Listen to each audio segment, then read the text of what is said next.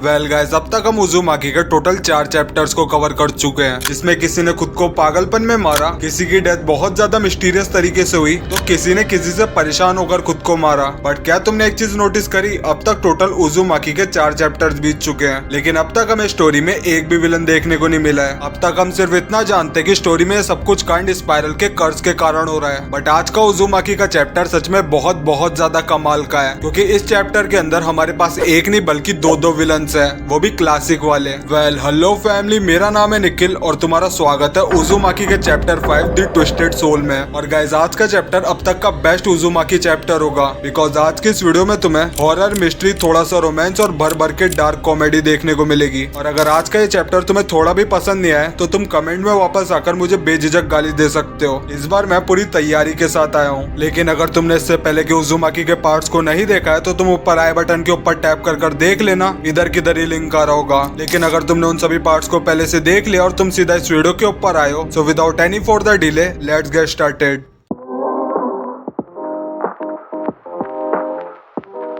Well guys, अब तक हमने देखा था कि कुर्जू टाउन में धीरे धीरे स्पाइरल का कर्ज फैल रहा था। देन सुइची के डैड स्पाइरल से ऑब्सेस्ड हो जाते हैं और धीरे धीरे उनका ऑब्सेशन पागलपन में बदलने लगता है और वो खुद को एक स्पाइरल शेप में कन्वर्ट कर लेते हैं, जिसकी वजह से उनकी मौत हो जाती है। देन सुइची के डैड के मौत के बाद सुइची की मॉम को भी स्पाइरल से फोबिया हो जाता है एंड सुइची की मॉम को हर जगह स्पाइरल शेप दिखने लगते हैं एंड इन दी एंड उनकी भी बहुत ज्यादा ब्रूटली तरीके से मौत हो जाती है। एंड ऑल्सो इन दोनों की मौत के बाद जब इनका अंतिम संस्कार होता है तो इनके अंतिम संस्कार से निकलने वाला धुआं आसमान में जाकर एक जायंट स्पाइरल शेप बना लेता है and finally dragon fly pond के अंदर चला जाता है। देन हमें किरी की फ्रेंड आजिमा दिखाई जाती है, जिसके सर पर एक स्पाइरल शेप स्कार था जो कि उसे लड़के सेट करने में हेल्प किया करता था। बट जब से अपने सिग्मा सुइची ने आजिमा को रिजेक्ट करा था, तब से उसके सर का स्कार धीरे धीरे बढ़ना चालू हो जाता है और बढ़ते बढ़ते इतना ज्यादा बढ़ जाता है कि वो आजिमा के पूरे फेस को कवर कर लेता है एंड इन दी एंड उसकी भी मौत हो जाती है। देन हमें किरी के डैड मिस्टर गोशियामा दिखाए जाते हैं, जो कि ड्रैगन फ्लाई पॉन्ड में मरे हुए लोगों की राख से मिट्टी के बर्तन बनाता था, कुछ ऐसे डरावने बर्तन। बट इन द एंड सुइची किरी के डैड की भट्टी को तोड़ देता है और उसमें से सारी स्पिरिट्स को आजाद कर देता है, जो कि बस 22 दिनों से भट्टी के अंदर तड़प रही थी। वैसे असली यमराज तो किरी का बाप है, बट लास्ट के कुछ पैनल्स में हमने देखा था कि किरी के डैड के हाथों में एक अजीब सा पॉट लग जाता है और ये सब कुछ हुआ था पहले के 4 चैप्टर्स में। और अब आगे थक गया यार। वेल गाइस, मांगा की स्टार्टिंग में नरेटर हमें ये बताते हैं कि कुर्जू टाउन में हमेशा से खंडर मकान रहे हैं, जहां उनमें से कुछ मकान तो नई बिल्डिंग्स के बीच में छुपे हैं और कुछ बिल्डिंग खुले में एक दूसरे के बगल में है, जहां कुछ बिल्डिंग टूटने के कगार पर है और उनमें से कुछ बिल्डिंग शहर के बाहरी इलाकों में है। देन सीन शिफ्ट होता और हमें किरी दिखाई जाती है, जो कि अपने स्कूल से घर जा रही होती है। ठीक तभी उसे रास्ते में किसी के चिल्लाने की आवाज आ रही होती है। न तुम्हारी सोच कितनी गंदी है यार, वो सब नहीं है जो तुम सोच रहे हो। वेल किरी को रास्ते में से आवाज आ रही होती है, मैंने तुमसे कहा था ना उसे दोबारा मत देखना। और जब किरी उस आवाज को फॉलो करती है तो वो ये देखती है कि 2 लोग मिलकर एक लौंडे को कूट रहे होते हैं। ठीक तभी वहाँ खड़ा बुढ़ऊ बोलता है, अगर मैंने तुझे अगली बार अपनी बेटी के साथ देखा तो तुझे इसकी कीमत चुकानी पड़ेगी, 2500 रुपए। हमें इस लौंडे का नाम काजू नोरी बताया जाता है, वही हमें इस लड़की का नाम योरिको बताया जाता है एंड ऑब्वियसली यार ये दोनों प्रेमी जोड़े थे। वेल यहाँ पर काजू नोरी अपने ससुर से बोलता है, ससुर जी प्लीज मुझे योरिको से एक बार बात करने दीजिए। बट काजू नोरी का पागल ससुर उसे ऐसा करने से मना कर देता है और वो काजू नोरी से बोलता है, मैं अपनी फूल सी प्यारी बेटी को तेरे जैसे पागल और मनूस परिवार में कभी भी नहीं दूंगा। वेल किसी को सुइची की याद आई। वेल यहाँ पर योरिको अपने डैड से बोलती है, छोड़ो प्लीज मुझे जाने दीजिए डैड। बट ठीक तभी काजू नोरी का साला आई मीन योरिको का बड़ा भाई बिल्कुल एक साले वाली हरकत कर देता है, क्योंकि काजू नोरी का साला अपने जीजा को एक कसकर घुसंडगी मारता है, ये कहते हुए, जीजू आखिरकार आपकी हिम्मत कैसे हुई मेरी दीदी से इस तरीके से बात करने की, हमने आपसे कहा था ना कि हम आपको फॉर्च्यूनर नहीं दे पाएंगे। सॉरी।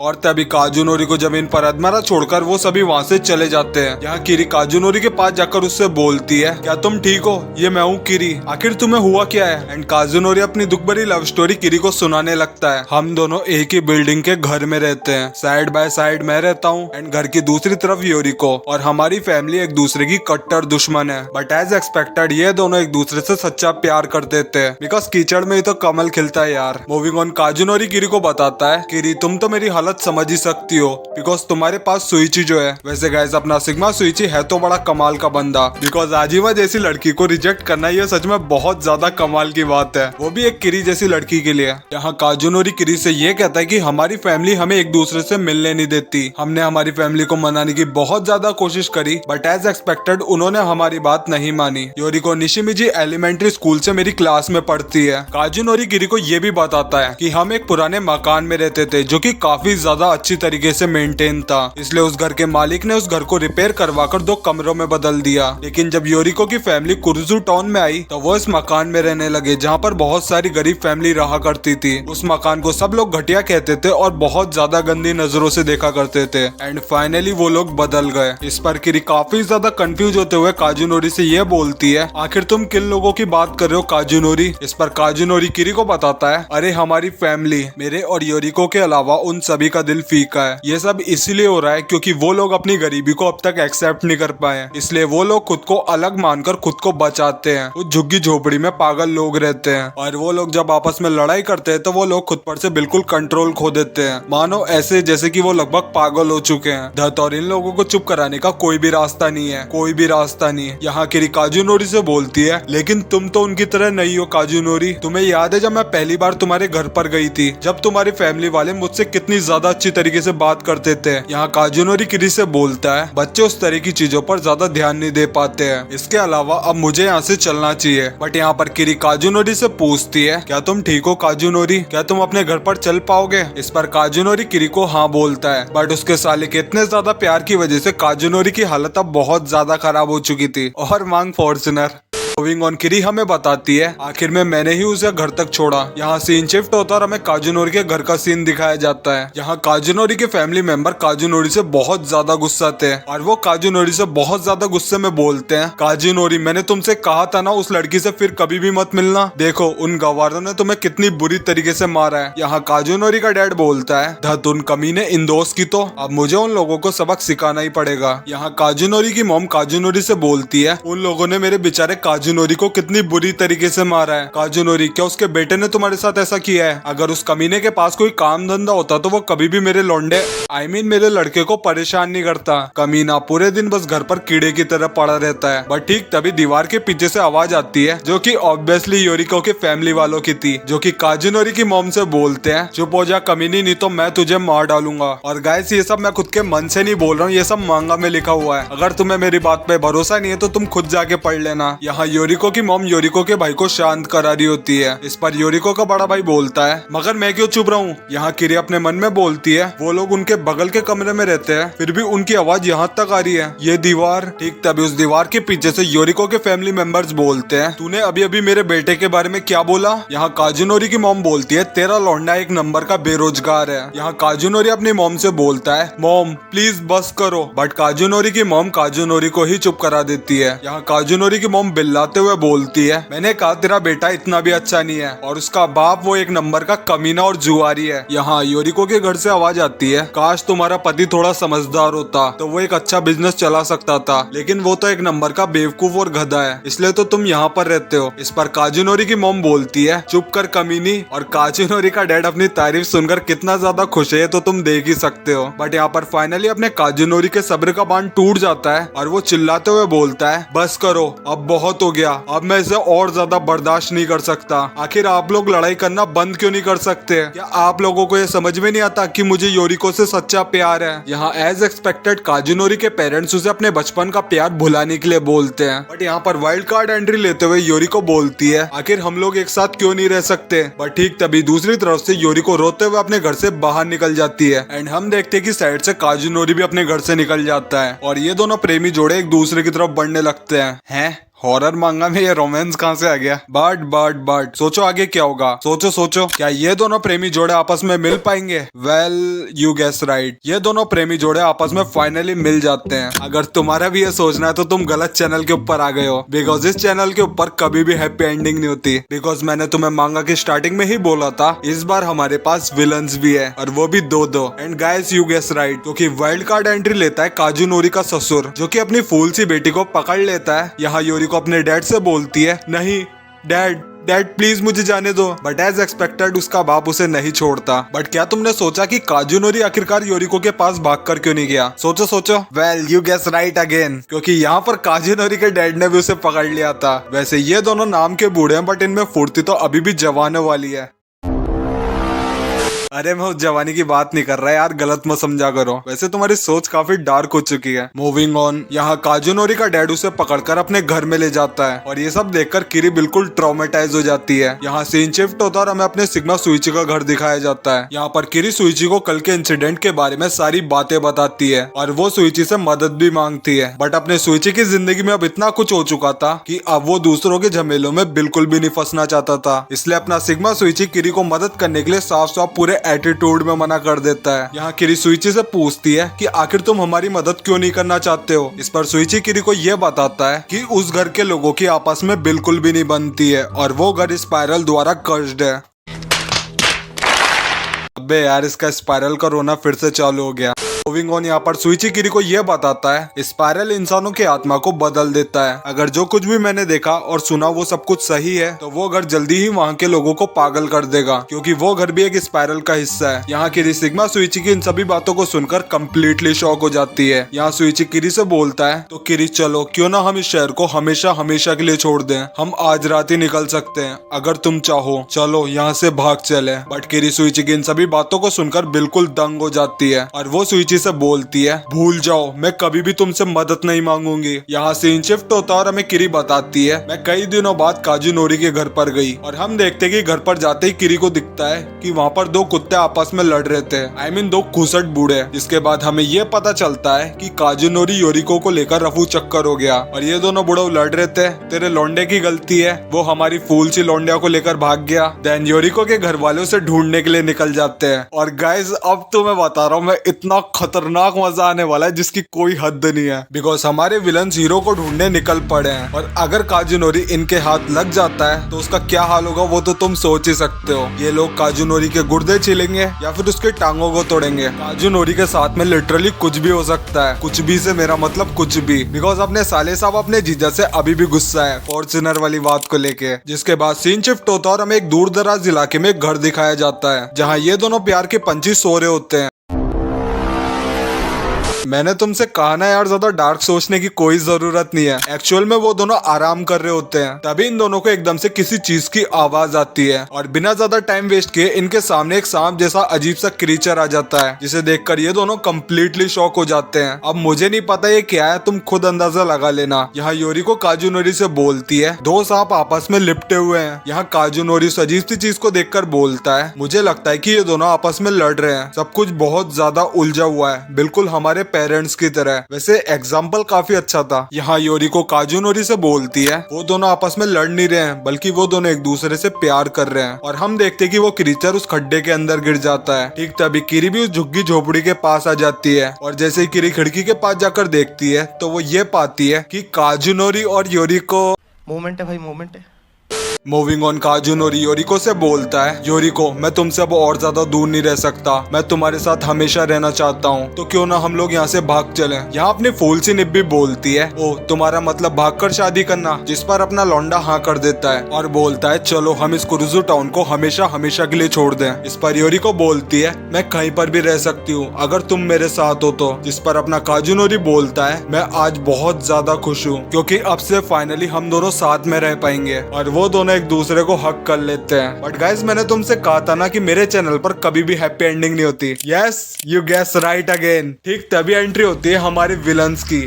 यस एंड गाइस, यहाँ पर बहुत ज्यादा बैडएस एंट्री होती है काजुनोरी के पागल ससुर और उसके हमेशा गुस्से में रहने वाले साले की। #फॉर्च्यूनर। वैसे बंदे का स्टाइल काफी ज्यादा कूल है। यहाँ के विलन्स को रोकने की कोशिश तो करती है बट तुम्हें पता है विलन्स को केवल हीरो रोक पाते हैं, लेकिन उजुमा की मांगा में कोई हीरो ही नहीं है। एंड इसलिए काजुनोरी का बैडएस ससुर कमरे में एंटर करता है और वो काजुनोरी के चेहरे पर एक कसकर घुसंडगी मारता है, जिससे कि अपना काजुनोरी चारों खाने चित हो जाता है। और काजुनोरी का बैडएस ससुर अपनी फूल सी बेटी को खींचकर वहाँ से चला जाता है। एंड ऑब्वियसली यार किरी अपना धर्म निभाते हुए अपने लौंडे के पास जाती है और वो काजुनोरी से बोलती है कि क्या तू ठीक है। बट हम देखते हैं कि काजुनोरी अपने ससुर के सिंगल घुसंड में नॉकआउट हो जाता है। एंड गेस व्हाट गाइस, किरी ने इसके आगे क्या बोला होगा? सोचो सोचो, सोचने का पैसा थोड़ी ना लगता है। वेल किरी अपने लौंडे से बोलती है शायद तुम दोनों के लिए भागना ही सही होगा। पर ठीक तभी हम देखते हैं कि काजुनोरी में एकदम से बाबा रामदेव की आत्मा आ जाती है। बिकॉज वो ये करता है और किरी से बोलता है, ओ किरी तुम हो। यहाँ किरी हमें बताती है कि उस टाइम मैंने उसके शरीर पर बिल्कुल भी ध्यान नहीं दिया कि आखिर उसका शरीर मुड़ कैसे रहा था। जिसके बाद सीन शिफ्ट होता है और हमें अगले दिन का सीन दिखाया जाता है जहाँ किरी सुइची से मिलती है। यहाँ सुइची किरी से बोलता है कि क्या वो सच में आ रहे हैं, जिस पर किरी सुइची से बोलती है हाँ उन्होंने मुझसे यहाँ पर मिलने का वादा किया था। अब गाइस बेसिकली मैं तुम्हें बता दूं कि काजुनोरी और योरिको स्टेशन के रास्ते कुरुजू टाउन से भागने की कोशिश कर रहे हैं ताकि वो लोग इस शहर को छोड़कर एक पीसफुल लाइफ को जी सके।